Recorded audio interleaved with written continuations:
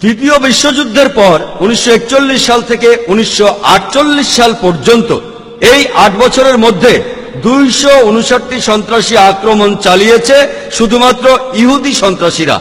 মুসলিমদের সবচেয়ে বড় শত্রু হচ্ছে ইহুদি এবং মূর্তি পূজারীরা। কোরআন বলছে মুসলিমদের, বিশ্বাসীদের সবচেয়ে বড় শত্রু হচ্ছে ইহুদিরা। এটা বলেনি যে মুসলিমদের যুদ্ধ করতে হবে ইহুদিদের সাথে, এর মানে এটা না। তবে বলা হয়েছে ইহুদিরা সামগ্রিকভাবে মুসলিমদের বিরোধিতা করবে। লেকচার আমি বলেছি অনেক ইহুদি ইসলাম গ্রহণ করেছে, অনেক ইহুদি মুসলিমদের সম্মান করে। যদি পৃথিবীর ম্যাপটা দেখেন, 1945 সালের আগে ইসরায়েল নামে কোনো দেশ ছিল না, ইসরায়েল দেশটাই ছিল না। এই ইহুদি দলগুলি, এই দলগুলিকে সন্ত্রাসী বলে ডাকতো ব্রিটিশরা। তারা একটা ইহুদি রাষ্ট্রের জন্য লড়ছিল। পরে তারা শক্তি দিয়ে ইসরায়েল দখল করে আর প্যালেস্টাইনিদের তাড়িয়ে দেয়। এখন এই লোকগুলি প্যালেস্টাইনের লোকদের বলছে, যাদের দাবিটা আরো জোরালো, তাদের দেশ ফেরত চায়।